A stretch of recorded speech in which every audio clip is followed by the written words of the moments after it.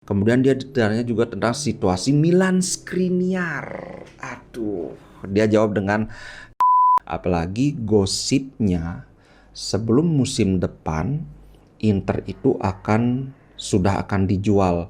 Kalau tidak Amerika, Arab yang ngambil Timur Tengah gitu loh. Katanya, ingat sekali lagi katanya sih Marotta yang ngomong gitu. Level winnernya Itali tidak pernah degradasi. Inter Milan kebanggaanku.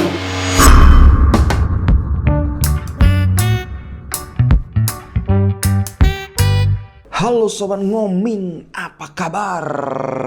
Kali ini aku bikin konten tentang wawancara Barella. Tapi sebelum itu kita beberapa update lah, biar nggak ini sebelumnya kan tok tentang wawancara, masa sekarang gitu lagi. Ada update dulu. Pertama soal ini banyak sekali yang nanya, tentang gimana bang? Katanya Marotta mau balik ke Juventus. Nah, dari Corriere dello Sport ini dia ngangkat berita. CEO BP Marotta tired of Suning and wants Juventus return with Spurs boss Antonio Conte. Jadi katanya Marotta sudah lelah dengan Suning dan ingin kembali ke Juventus sekalian dengan si Conte.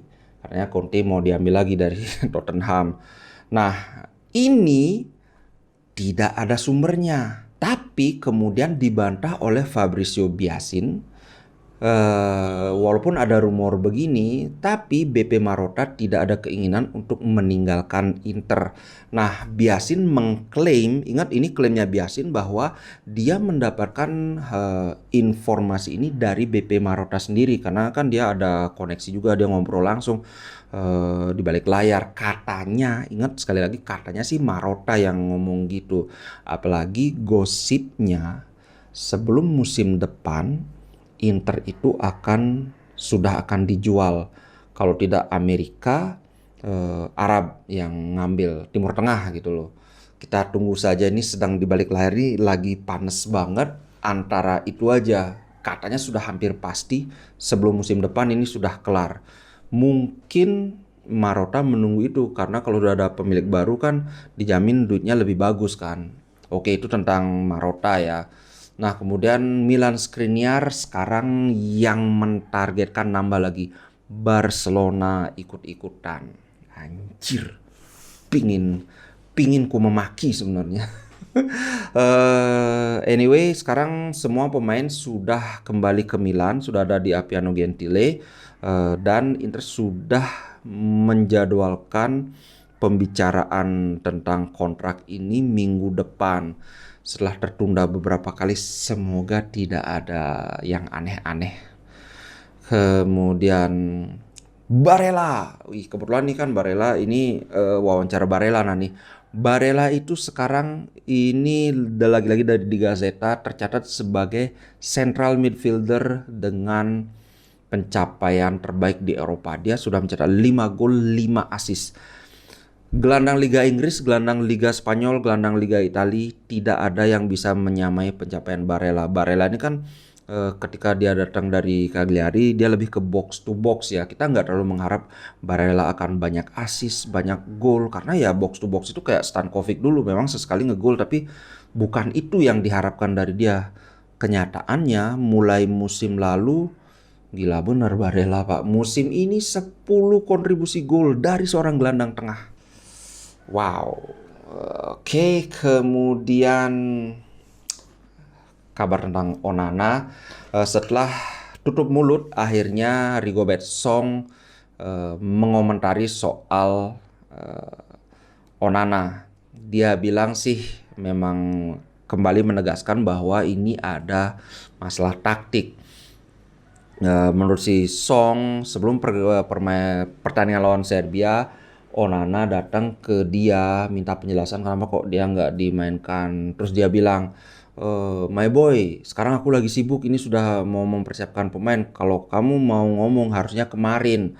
Kemarin aku panggil tapi kamu tidak datang. Gitu. Jadi problemnya itu adalah bukan cuma saat pertandingan, tapi ketika latihan pun Onana dia ini diistilahkan si Song ngomong one man show, play with his feet. Jadi memainkan bola di kakinya dia. Kan memang Onana memang suka pegang bola. Di Inter sih nggak terlalu banyak, tapi kelihatan bibit-bibit itu. Nah, dia bilang gini, "My boy, this is too risky. Ini terlalu beresiko.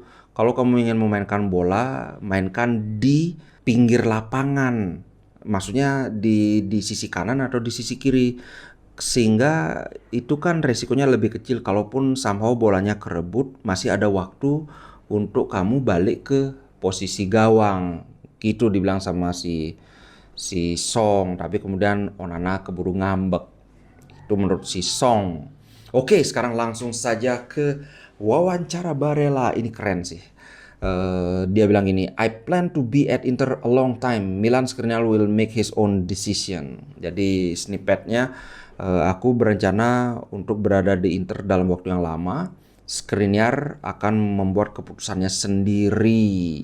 Dia ditanya kan, nanti saat Piala Dunia 2026, apakah menurutmu Italia akan masuk Piala Dunia? Dan kemudian apakah saat itu kamu akan masih jadi pemain Inter? Dia ditanya gitu. Dia bilang, ya kami harus ada di sana dulu. Maksudnya harus lolos ke Piala Dunia dulu. But I see myself as still being an Interista in 2026. An Interista ini kan maksudnya penggemar Inter. Jadi ini dia tidak bilang bahwa dia masih akan jadi pemain Inter, tapi dia at least bilang bahwa aku akan masih mengidolakan Inter saat itu. Ya artikan saja sendiri kan. Tentang race Scudetto ini gimana?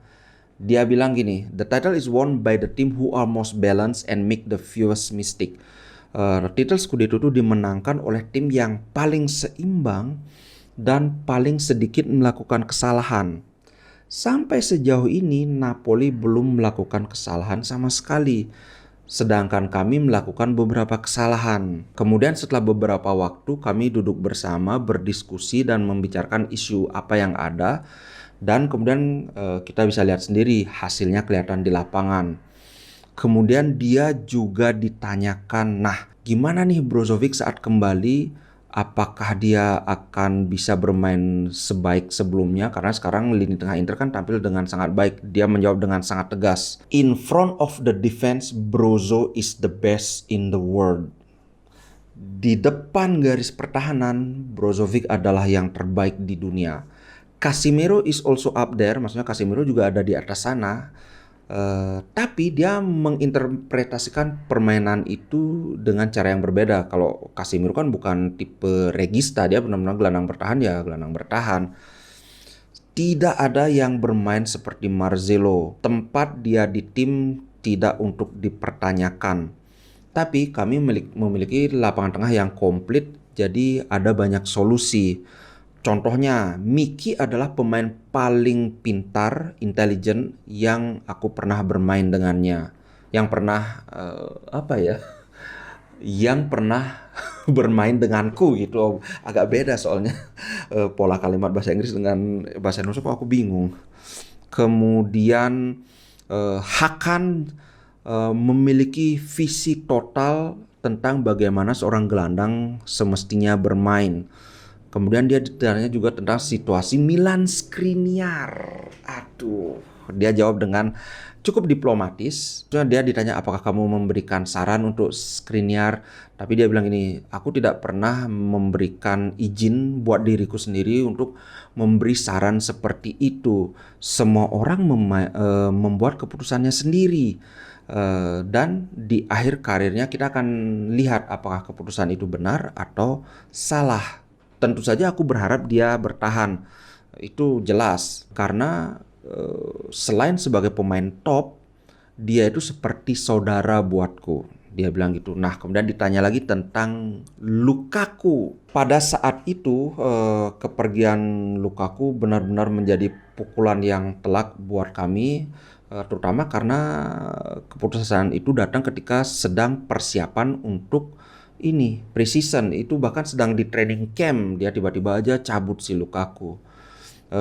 Kami telah menciptakan suatu ikatan dalam training camp itu. Inter di zaman Conte itu dibangun di sekitar Lukaku, maksudnya Lukaku yang menjadi senternya gitu loh, sebagai ujung tombak. Akhirnya musim lalu kami membangun sesuatu tanpa dia tapi sama bagusnya. Nah, kemudian sekarang Lukaku kembali, dia yang harus berusaha untuk menyesuaikan diri dengan sistem baru kami yang ada sekarang. Wah, ini menurutku jawaban yang bagus. Intinya ya sekarang dia yang harus adaptasi. Kalau dulu kan semua eh, senternya itu Lukaku. Semua nyari Lukaku. Lukaku punya kecepatan, kita manfaatkan dan sebagainya. Sekarang Lukaku yang harus beradaptasi. Kami tahu betapa bagusnya dia, betapa laparnya dia, terutama ketika dia dikritik, sehingga aku tidak ada khawatir bahwa dia akan bisa beradaptasi dengan baik. Kan sebenarnya ketika dia baru masuk, kalau kawan-kawan ingat kan dia langsung ngegol baru berapa menit, baru 4 menit atau gimana dia langsung ngegol. Jadi ya nggak khawatir, ini kan masalah cedera aja dan juga masalah fisik itu kan, karena kelihatan dia agak overweight, katanya 100 berapa beratnya, 101 apa 115 aku lupa. Itu pernah ada yang foto itu perutnya agak gembul gitu. Lama-lama nanti bisa kayak Ronaldo, ini bahaya, kayak Snyder, aduh. Jangan deh. Oke, itu konten kali ini, semoga bisa dinikmati. Jangan lupa di channel Just Shot aku juga bikin konten dan live reaction pertandingan Inggris lawan Prancis. Ini big match semifinal kepagian ini. Aku dukung Inggris. Inggris harus lolos. Oke guys, ciao dulu, sampai jumpa di konten berikutnya. Ciao. Inter Milan di dadaku, biru hitam warna darahku. Treble winnernya Itali, tidak pernah degradasi. Inter Milan kebanggaanku.